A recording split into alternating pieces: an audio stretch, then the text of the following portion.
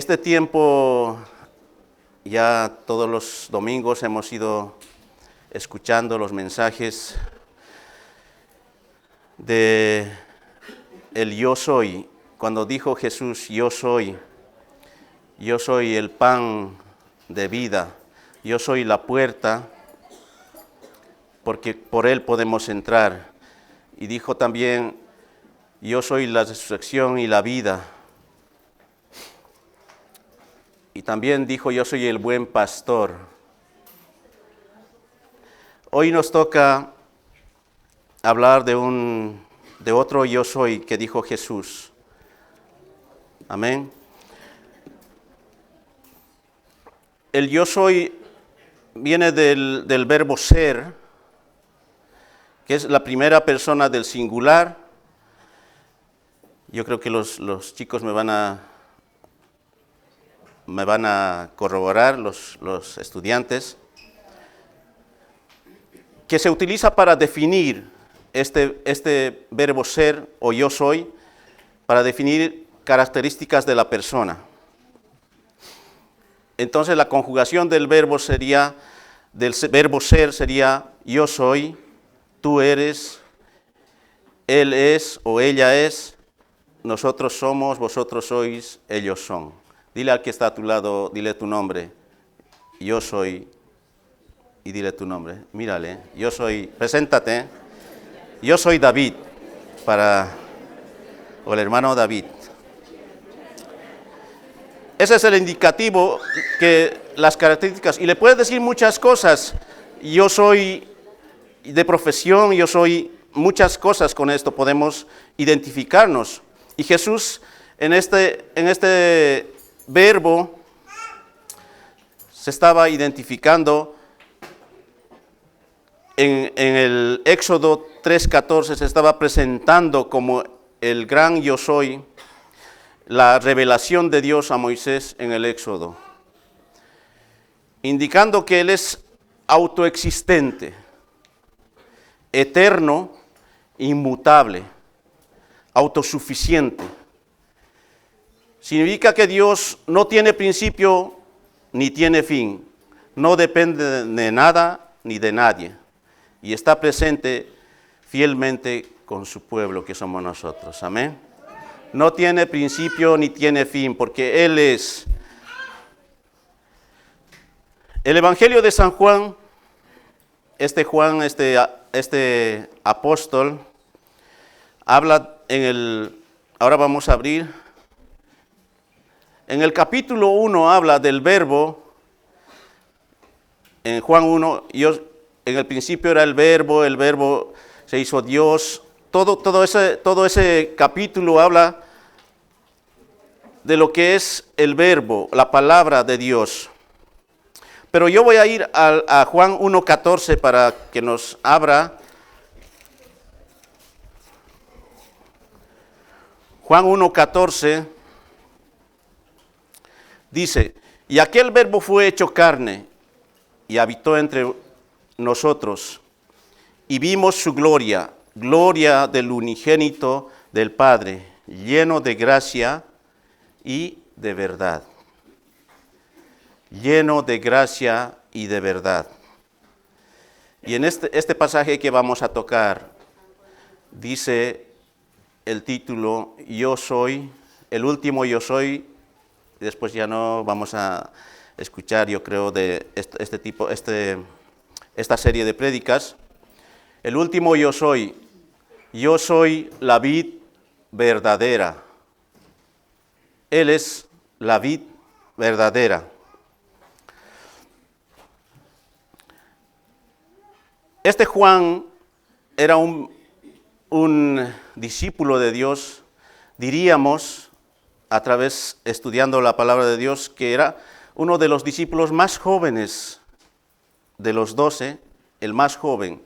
Tenía entre 17 y un poco más de edad. Era como uno de nuestros jóvenes.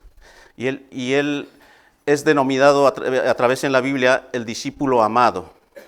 Quizás por su juventud, quizás porque dice que en la última cena estaba sentado y apoyado en en el pecho de su maestro, de Jesús. ¿Por qué? Porque era muy joven, era amado. Los jóvenes necesitan ser amados. Si tiene al lado un joven, abrácele. Él necesita, es verdad que necesita el amor del Padre, pero también aquí en la iglesia necesita ese amor paternal. Muchos jóvenes a nuestra congregación vienen sin el padre o sin la madre o ninguno de los dos, vienen solos. Necesitan ese amor paternal. Seguramente Jesús, cuando convivía con este Juan tenía otro hermano que era Santiago. Era el más joven, entonces él se apegaba porque los jóvenes sabemos que querían consejos, querían más acercarse a alguien, a un maestro para saber más cosas. Entonces era muy pegado a él. Entonces por eso la Biblia le denomina el discípulo amado. Y por ser joven también fue uno de los últimos en morir, el que escribió el Apocalipsis. Entonces fue larga su trayectoria, más que los demás, porque los demás murieron mártires, pero él no. Entonces este discípulo relata esta historia que vamos a desarrollar en esta mañana. Ellos estaban en una cena antes de subir al Getsemaní, antes de que fuera entregado. Este relato fue mucho antes. Entonces ellos estaban cenando cuando Jesús les reveló a este Juan quién iba a ser que le iba a traicionar, al único que le reveló durante la cena. ¿Quién iba a ser el que le iba a traicionar? Y después de eso, en la cena, cuando Jesús levantó la copa, esta será la última cena cuando tomemos este vino y cuando volveremos a tomar. Él estaba hablando de su muerte y cuando iba a volver después, que nosotros estamos esperando ese gran acontecimiento. Cuando vuelva, Él volvería a cenar con todos nosotros también, incluidos no solamente con los discípulos. Entonces Jesús hablaba y Juan de primera persona relata todo este acontecimiento. Entonces salieron, dice, Judas ya se había ido, porque Jesús le dijo, haz lo que ya tienes que hacer, y Judas salió y más adelante dice que lloró, se arrepintió, pero los discípulos se levantaron, dijo Jesús, vamos, se dirigían al huerto de Getsemaní, ahí donde él iba a orar por sus discípulos, donde él iba a probarse, tal vez a ser probado por Dios en su última oración. Como sabemos esa frase muy importante, Padre, si quieres, pasa de mí esta copa.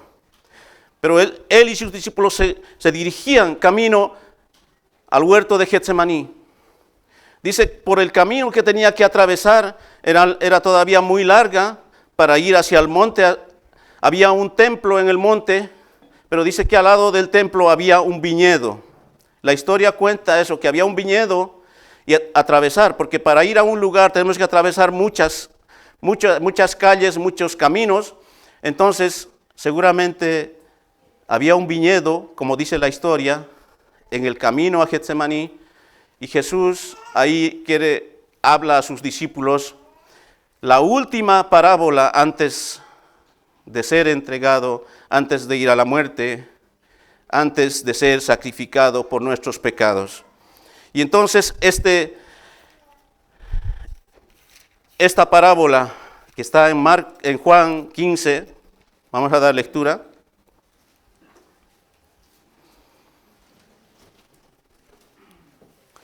A lo mejor Jesús vio una vid que estaba con su fruto y quiso hablarles, porque Jesús siempre les hablaba a través de parábolas, a través de enseñándoles cosas que veían, algo que ellos podían captar, los discípulos.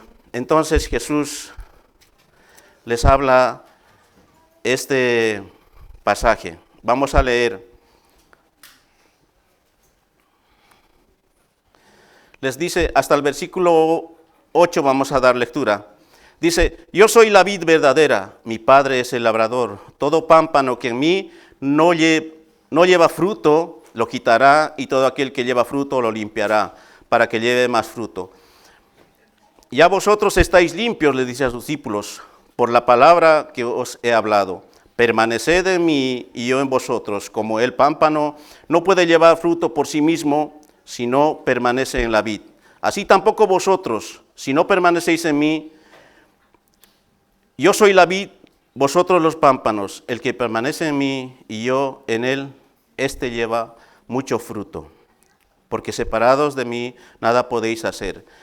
El que en mí no permanece será echado fuera como pámpano y se secará. Y los recogen y los echan en el fuego y arden.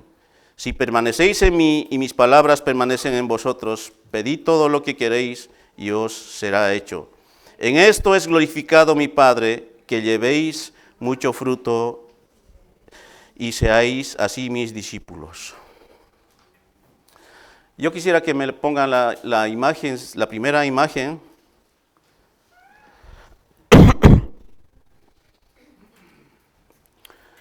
Una vid, como podemos ver en la imagen, es el árbol principal. En esto decía, yo soy la vid. Jesús era este tronco que vemos medio, un poco leñoso, un poco seca en apariencia, pero este era el que soportaba a los pámpanos. Y los pámpanos somos nosotros. Entonces, a través de ese tronco, a través de esa vid, a través de Jesús, fluía todo lo que es la savia para llevar fruto, que nosotros llevemos fruto a través de ese tronco. Si estamos separados, era imposible. Él les explicaba a través de esta parábola lo que era la vid. Podían ellos observar, y como nosotros también podemos ver, porque hoy en día no vemos normalmente a nuestro paso, porque en aquellos días la agricultura era el pan del día. En cada momento, cada paso podían ver sembradíos, y nosotros ahora tenemos que trasladarnos para allá por Vinisalén, más o menos. Por ahí hay muchos viñedos, podemos observar en el camino, pero de lejos. Yo sé que a los niños les llevan algunos huertos para observar y aprenden ellos, pero de primera mano, a muchos de nosotros no hemos sabido cómo es la vid. Entonces Jesús es ese tronco principal, la cual nosotros tenemos que estar unidos a Jesús. Si no estamos unidos, no llevamos fruto, dice la palabra de Dios. Pero ¿qué es el fruto? Nos preguntamos, ¿qué es el fruto? El fruto es aquello que es muy, muy bueno para comer, pero el fruto en realidad es la genética de la vid. A través del tronco pasa la genética. Si el árbol es bueno, dice que hay frutos buenos. El fruto es la esencia del árbol, en otras palabras también. El fruto es la genética. Ahora vamos a entrar en lo que Jesús ha querido transmitir. Es la genética de Jesús en nosotros. Nosotros tenemos que transmitir lo que nuestra vid es el árbol, Jesús. Tenemos que transmitir esa genética en nuestras vidas. O el fruto es la manifestación visible de Jesús en nuestras vidas. Ese es el fruto. El árbol, vemos ahí, a la pasada podemos mirar un árbol y vemos qué buen fruto. Y ahora cuando nos ve a nosotros, dirá la gente, qué buen fruto. ¿Quién es ese árbol que da buen fruto? Jesús en nosotros, amén. La esencia de Cristo, la virtud de Cristo sea manifestada en nosotros. Ese es el fruto que nosotros tenemos que llevar. Pero el labrador, dice que el labrador, en este versículo que hemos leído, dice, ¿quién es el labrador? El Padre es el labrador. El labrador está interesado en que llevemos mucho fruto. Vamos a analizar versículos que hemos leído. El labrador es el primer interesado en que llevemos fruto bueno, mucho fruto. Él hace el trabajo del labrador. En nuestro hermano Máximo ha leído Isaías 5. Isaías 5 podemos abrir. Ahí refleja lo que el labrador espera de la viña o de la vid, el fruto. Lo que el labrador prepara para poder nosotros llevar fruto. Él hace todo el esfuerzo posible para que llevemos fruto. Pero, sin embargo, esa viña no lleva fruto en esta parábola. Otra parábola que es en el Antiguo Testamento. Dice, ahora cantaré, es una canción, dice esto, por mi amado, el cantar de mi amado a su viña. Tenía mi amado una viña en una ladera fértil. Yo quisiera que pongan la imagen también, la presentación 2. La había cercado.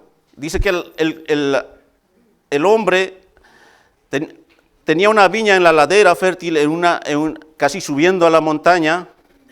Había cercado, dice, la viña, primeramente antes de sembrar, y despedregar, sacar las piedras y plantar las vides escogidas, unas vides que él mismo ha escogido, y había edificado en medio de eso, en medio, una torre muy alta para que el vigilante pueda ver que los asaltadores no vengan.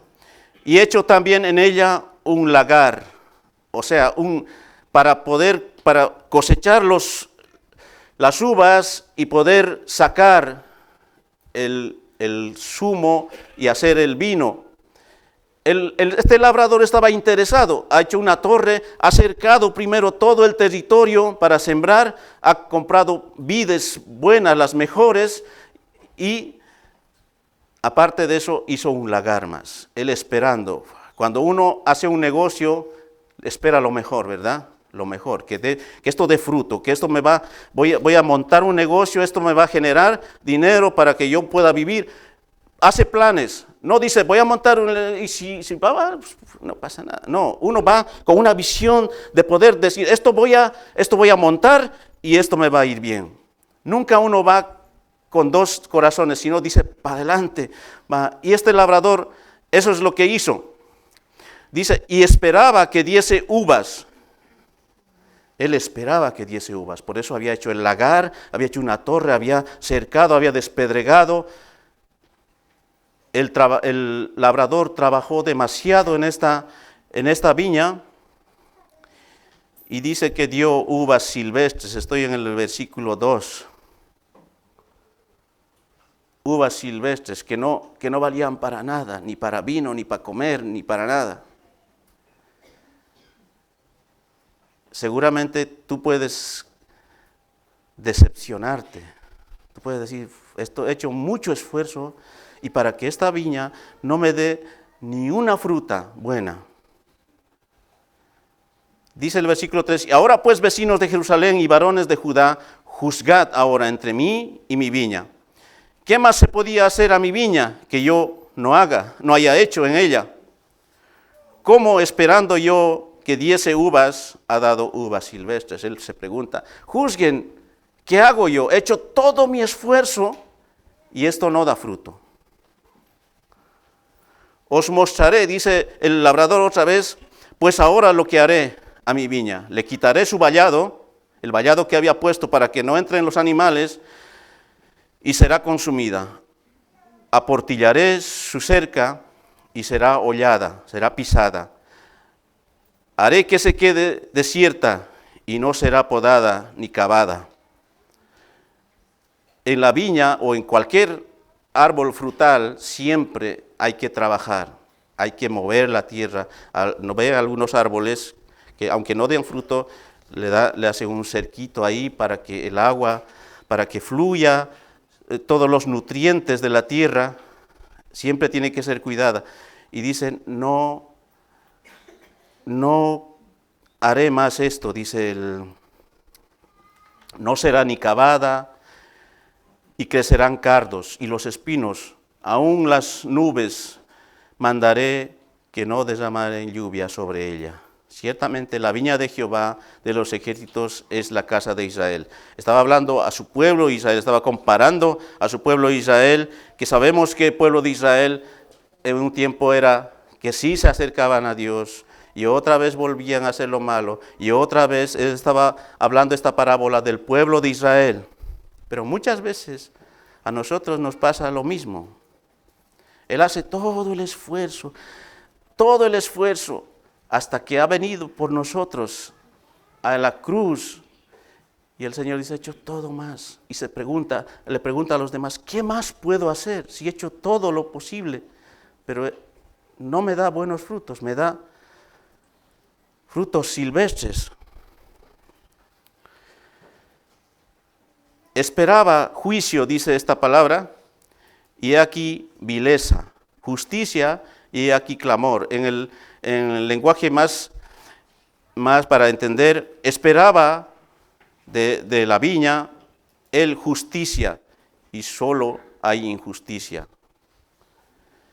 Esperaba equidad, y solo hay iniquidad. Eso hablaba del pueblo. Él comparaba con el pueblo de Israel. Jesús siempre espera lo mejor. Tú eres su mejor soldado, siempre va a querer lo mejor de ti, lo mejor de mí. Y para eso, porque Jesús no le gusta lo superficial, sino que seamos siempre mejores. En una ocasión Jesús se enfadó mucho cuando pasaba por los discípulos después de la limpieza del templo. Él iba por el campo, pasaba por el campo y vio una higuera. Jesús tenía hambre en ese momento. Se acercó a la higuera frondosa, muy de aspecto bello, pero él dice que buscó y no encontró un higo en la higuera. Y en esa ocasión Dios maldijo a esa higuera porque no llevaba fruto. Esa higuera tenía apariencia y no tenía virtud. Solo era apariencia. Mucha exposición, era frondoso, era verde, pero no llevaba fruto. Alguien diría mucha pinta y nada de fruto, ¿no? Y en este pasaje que estoy relatando,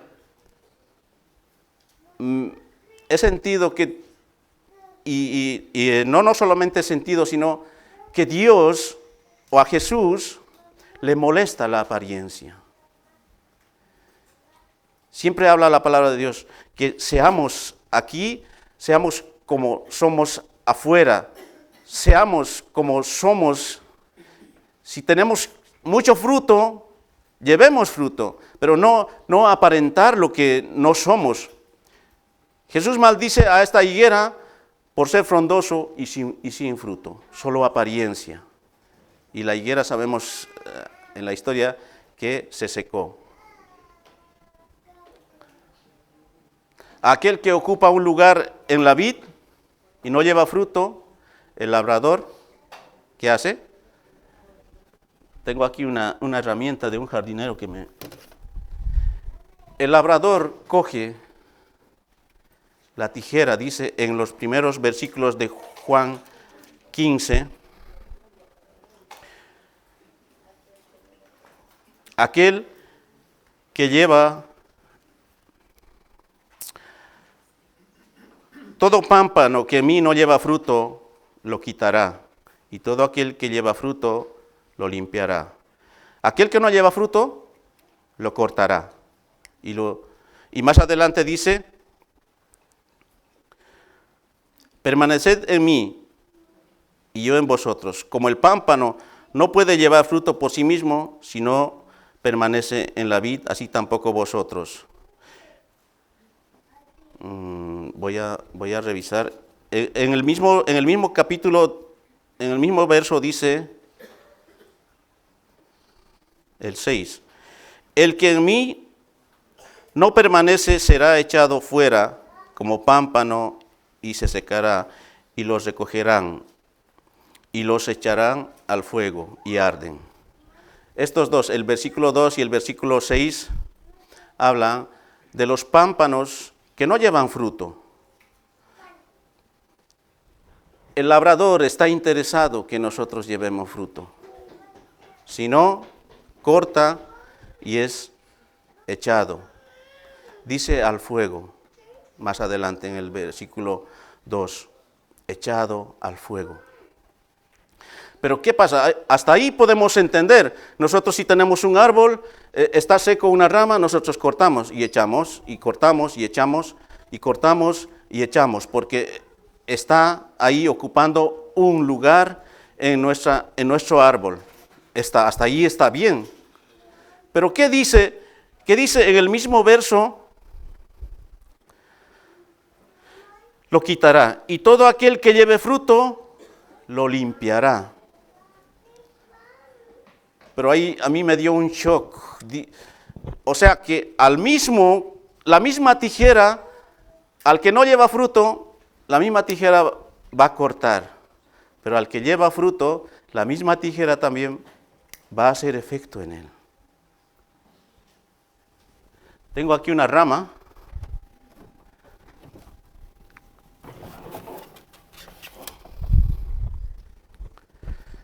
Al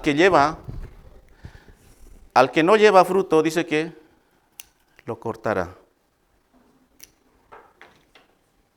Pero ¿qué pasa que este que lleva fruto, la misma tijera va a pasar por ella? Pero yo diría, Señor, esto es injusto, Señor. Si yo estoy llevando fruto, ¿cómo vas a pasar la tijera? La misma tijera por el que no lleva fruto. Pero dice el Señor aquí en este mismo versículo que Él limpiará todo lo que perjudica. La vid es cortada así. ¿Para qué? Para que en este próximo invierno, en el invierno es donde da la vid, ¿verdad? La uva. En este próximo invierno dice que antes de que pase esto, cuando ya llega el tiempo, la vid queda así. Pásame esa imagen, por favor. Ahora los de la limpieza me van a echar la bronca. Me van a limpiar. El labrador pasa y deja solo para que el fruto de la próxima cosecha dé mucho más. En apariencia, parece que lo hubieran machacado, lo hubieran dejado mal, pero era por tu bien. Ahora entiendes, hermano, por qué cuando das fruto, cuando vienes a la iglesia constantemente, te pasan cosas muy difíciles. Yo sé que pasamos muchas cosas, o simplemente lo que no queremos dejar, lo que nos gusta, lo que en nuestra juventud nos ha sido bien y no queremos dejar. Dice, no, voy a cortar porque por tu bien, para que tú des mucho fruto, para que tú des más fruto. Tal vez una enfermedad, tal vez una amistad que te aleja de Dios. Voy a cortar, te va a doler, sí.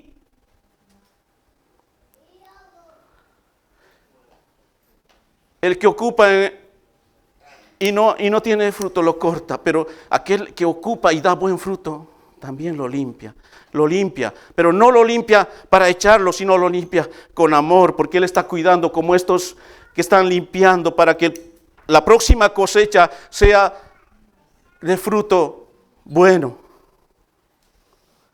Dios puede cortar nuestras amistades, quizás el trabajo. Es que ganaba mejor en este trabajo, ahora me ha quitado, pero a lo mejor es para que des más fruto. Una posesión, un proyecto, tal vez tú tenías un proyecto grande, Dios dice, no, tengo que cortar esto, no te conviene para que lleves más fruto. En el momento no nos damos cuenta, pero más adelante sí llevamos fruto. Dice, el fruto es para dar gloria a Dios.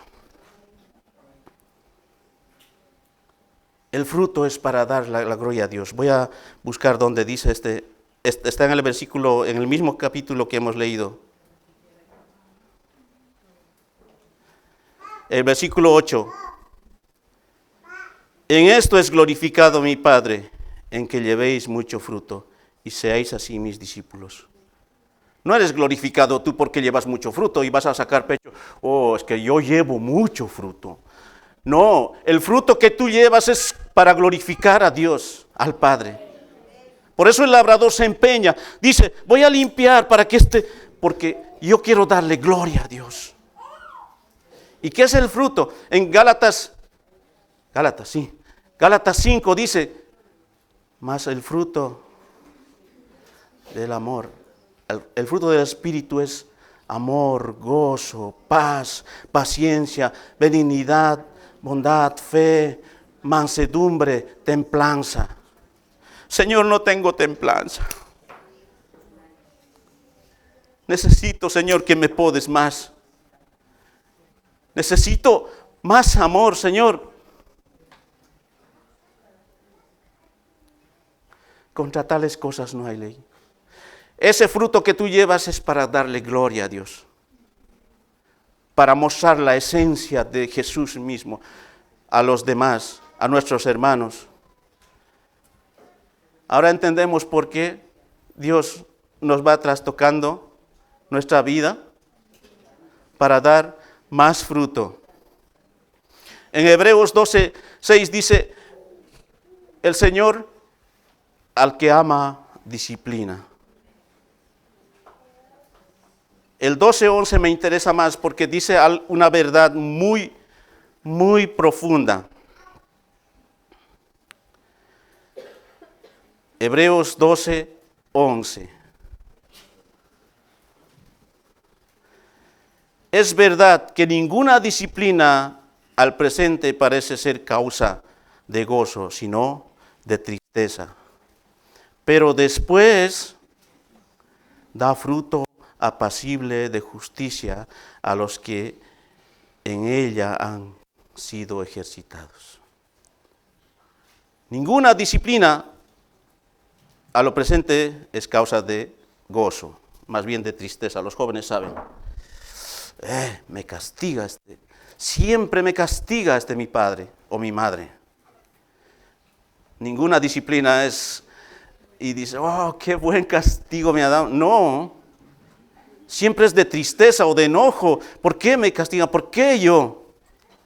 Pero dice, pero después da fruto apacible. Todo lo que te ha machacado los papás, que no, los líderes, los pastores, que no.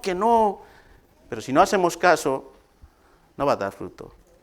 Si escuchamos el consejo, el castigo o la disciplina, ese sí va a dar fruto, dice, apacible, de justicia, que a los que en ella han sido ejercitados. La presentación 4, por favor. Podemos confiar en el labrador. ¿Cuántos confían en el labrador? Confía en el labrador porque él sabe lo que hace, dónde meter la tijera. Cuando íbamos yo, un amigo más, un compañero, a arreglar casas, los jardines, y nosotros nos metimos, este limonero, ya era invierno, entrando a invierno ya, los limones ya no daban y el árbol estaba muy desastroso. Y empezamos a cortar. Y la del edificio, la señora dice, nos empieza a gritar, ¿por qué están cortando? Y claro, el limonero adornaba el jardín, pero nosotros teníamos que cortar para que al próximo se dé más fruto, más limones. El labrador sabe cuándo tiene que cortar. Porque cuando cortamos, si no cortamos ese árbol, esa planta, todos los nutrientes que salen de la tierra está alimentando muchas ramas. Entonces el árbol se debilita. Porque muchas ramas grandes tiene que llegar todos los nutrientes y pobre árbol está absorbiendo, tiene que llegar a las últimas ramas para que el árbol sigue. Mientras cuando empiezas a cortar los nutrientes a raíz, la raíz incluso profundiza más porque ahora estás trabajando hacia abajo.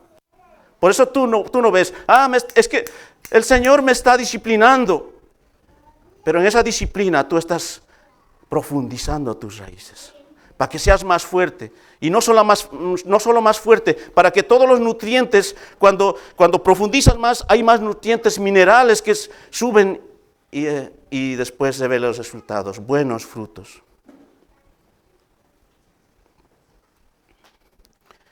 Y conocemos nosotros la historia.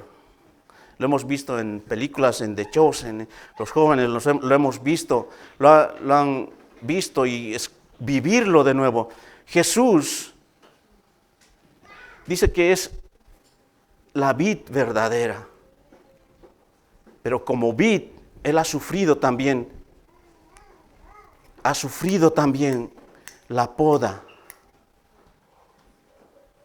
Él ha muerto por ti, ha sido menospreciado. Dice que Él se despojó de sí mismo para que seas tú ese fruto cuando murió. Jesús en aquella cruz fue podado, podíamos decir. La poda es un momento, hermanos, un momento de dolor. ¿Duele? Sí duele, pero el fruto es eterno. El fruto es eterno. Y en este pasaje habla de permanecer.